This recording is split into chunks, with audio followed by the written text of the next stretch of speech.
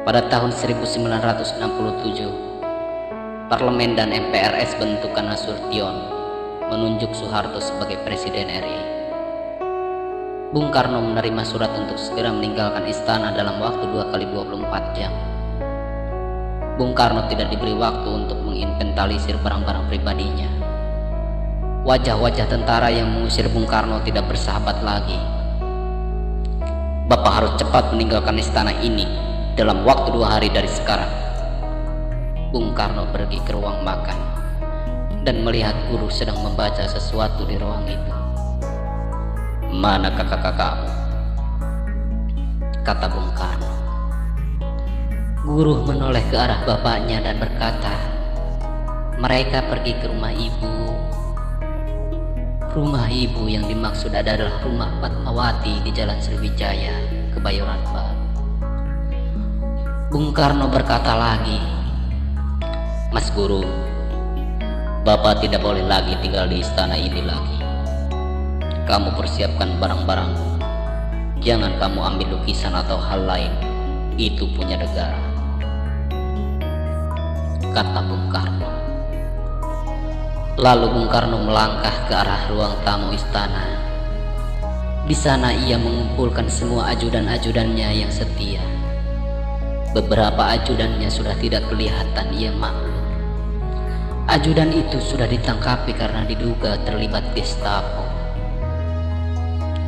"Aku sudah tidak boleh tinggal di istana ini lagi. Kalian jangan mengambil apapun. Lukisan-lukisan itu, souvenir, dan macam-macam barang itu milik negara." Semua ajudannya menangis saat itu. Saat tahu Bung Karno mau pergi. "Kenapa Bapak tidak melawan? Kenapa dari dulu Bapak tidak melawan?" Salah satu ajudan separuh berteriak memprotes tindakan diam Bung Karno. "Kalian tahu apa? Kalau saya melawan nanti perang saudara. Perang saudara itu sulit jikalau perang dengan Belanda jelas hidungnya. Beda dengan hidung kita. Perang dengan bangsa sendiri, tidak. Wajahnya sama dengan wajahmu. Keluarganya sama dengan keluargamu. Lebih baik saya yang robek dan hancur daripada bangsa yang harus perang saudara." Tiba-tiba beberapa orang dari dapur berlarian saat mendengar Bung Karno mau meninggalkan istana. "Pak, kami memang tidak ada anggaran untuk masak. Tapi kami tidak enak bila Bapak pergi belum makan. Biarlah kami patungan dari uang kami untuk masak agak enak dari biasanya." Bung Karno tertawa. Sudahlah. Sayur lodeh basi 3 hari itu malah enak. Kalian masak sayur lodeh saja. Aku ini perlunya apa?" Di hari kedua saat Bung Karno sedang membenahi baju-bajunya, datang perwira suruhan Orde Baru. "Pak, Bapak harus segera meninggalkan tempat ini." Beberapa tentara sudah memasuki ruangan tamu dan menyebar sampai ke ruang makan. Mereka juga berdiri di depan Bung Karno dengan senapan terkunus. Bung Karno segera mencari koran bekas di pojok kamar. Dalam pikiran Bung Karno yang ia takutkan adalah bendera pusaka akan diambil oleh tentara. Lalu dengan cepat Bung Karno membungkus bendera pusaka dengan koran bekas. Ia masukkan ke dalam kaos oblong. Bung Karno berdiri sebentar menatap tentara-tentara itu. Namun beberapa perwira mendorong tubuh Bung Karno untuk keluar kamar. Sesaat ia melihat wajah ajudannya Sailan dan Bung Karno menoleh ke arah Sailan. "Aku pergi dulu," kata Bung Karno dengan terburu-buru. "Bapak tidak berpakaian rapi dulu, Pak!" Sailan berteriak. Bung Karno hanya mengibaskan tangannya. Bung Karno langsung naik PW Kodok, satu-satunya mobil pribadi yang ia punya, dan meminta sopir diantarkan ke Jalan Sriwijaya, rumah Ibu Fatmawati. Di rumah Fatmawati, Bung Karno hanya duduk seharian saja di pojokan halaman. Matanya kosong. Ia meminta bendera pusaka dirawat hati-hati. Bung Karno kerjanya hanya mengguntingin daun-daun di halaman. Kadang ia memegang dadanya yang sakit. Ia sakit ginjal parah, namun obat yang biasanya diberikan sudah tidak boleh diberikan. Sisa obat di istana dibuangi. Suatu saat, Bung Karno mengajak ajudannya yang bernama Nitri untuk jalan-jalan.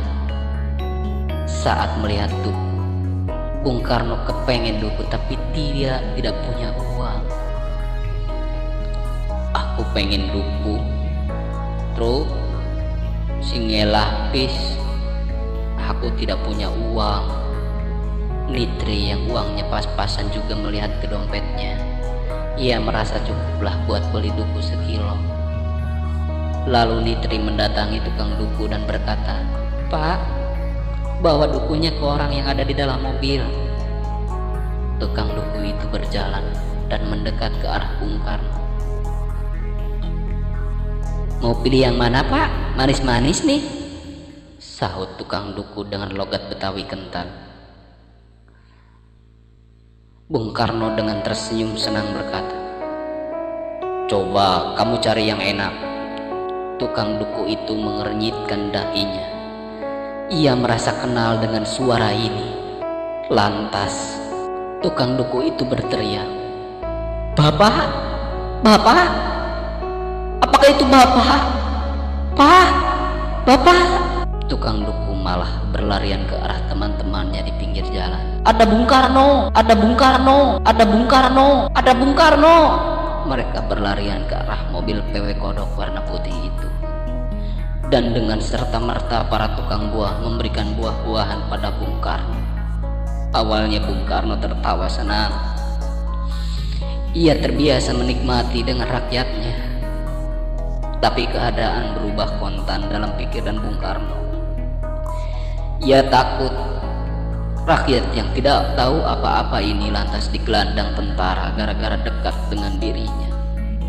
"Tri, berangkat, cepat," perintah Bung Karno, dan ia melambaikan tangan ke rakyatnya yang terus-menerus memanggil namanya, bahkan ada yang sampai menitikan air mata. Mereka tahu pemimpinnya dalam keadaan susah. Mengetahui bahwa Bung Karno sering keluar dari Jalan Sriwijaya membuat beberapa perwira pro Soeharto tidak suka. Tiba-tiba satu malam ada satu truk ke rumah Fatmawati dan mereka memindahkan Bung Karno ke Bogor. Di Bogor ia dirawat oleh dokter hewan. Tak lama setelah Bung Karno dipindahkan ke Bogor, datanglah Rahmawati. Ia melihat ayahnya dan menangis keras-keras saat tahu wajah ayahnya bengkak-bengkak dan sulit berdiri. Saat melihat Rahmawati, Bung Karno berdiri lalu terhuyung dan jatuh. Ia merangkak dan memegang kursi. Ia merangkak dan memegang kursi. Rahmawati langsung teriak menangis. Malamnya Rahmawati memohon pada bapaknya agar pergi ke Jakarta saja dan dirawat keluarga. "Coba aku tulis surat permohonan kepada Presiden," kata Bung Karno dengan suara terbata-bata. Dengan tangan gemetar, Bung Karno menulis surat agar dirinya bisa dipindahkan ke Jakarta dan dekat dengan anak-anaknya. Rahmawati adalah putri Bung Karno yang paling nekat. Pagi-pagi setelah mengambil surat dari bapaknya, Rahma langsung ke Cendana rumah Soeharto. Di Cendana ia ditemui Butin yang kaget saat melihat Rahma ada di teras rumahnya. "Loh, Mbak Rahma ada apa?" tanya Butin dengan nada kaget. Butin memeluk Rahma. Setelah itu Rahma bercerita tentang nasib bapaknya.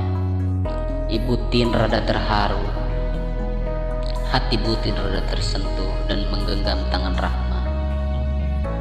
Lalu Ibu Tin mengajak Rahma untuk menghantarkannya ke ruang kerja Pak Harto. "Loh, Mbak Rahma, ada apa?" kata Pak Harto dengan nada santun. Rahma pun menceritakan kondisi bapaknya yang sangat tidak terawat di Bogor.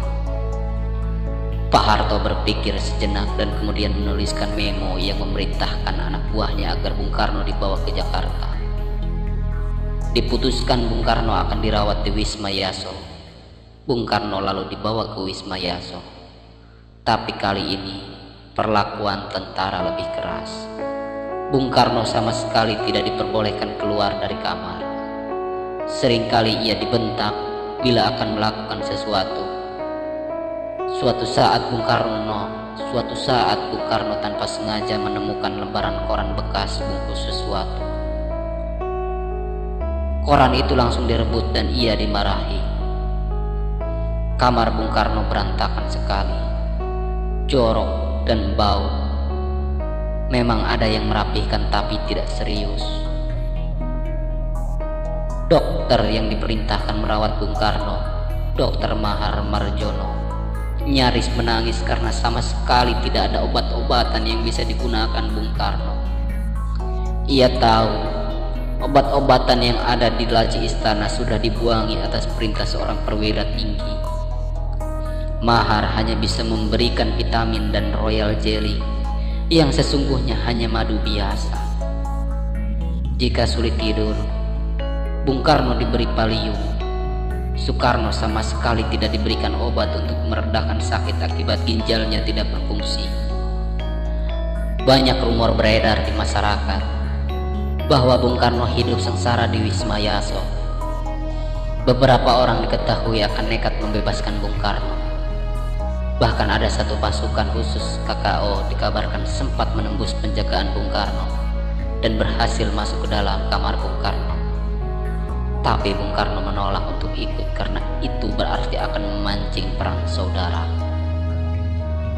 Pada awal tahun 1970, Bung Karno datang ke rumah Fatmawati untuk menghadiri pernikahan Rahmawati. Bung Karno yang jalan saja susah datang ke rumah istrinya itu. Wajah Bung Karno bengkak-bengkak ketika tahu Bung Karno datang ke rumah Fatmawati. Banyak orang langsung berbondong-bondong ke arah sana dan sesampainya di depan rumah, mereka berteriak, "Hidup Bung Karno! Hidup Bung Karno! Hidup Bung Karno!" Soekarno yang refleks karena ia mengenal benar gegap gempita suara seperti ini.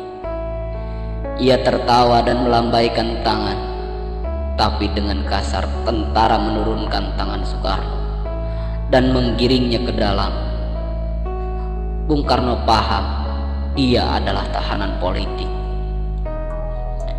Masuk ke bulan Februari, penyakit Bung Karno parah sekali. Ia tidak kuat berdiri, tidur saja. Tidak boleh ada orang yang bisa masuk. Ia sering berteriak kesakitan. Biasanya penderita penyakit ginjal memang akan diikuti kondisi psikis yang kacau. Ia berteriak, "Sakit! Sakit ya Allah, sakit!" Tapi tentara pengawal diam saja karena diperintahkan begitu oleh komandan. Sampai-sampai ada satu tentara yang menangis mendengar teriakan Bung Karno di depan pintu kamar. Kepentingan politik tak bisa membendung rasa kemanusiaan, dan air mata adalah bahasa paling jelas dari rasa kemanusiaan itu. Hatta yang dilapori kondisi Bung Karno menulis surat pada Soeharto dan mengecam cara merawat Soekarno.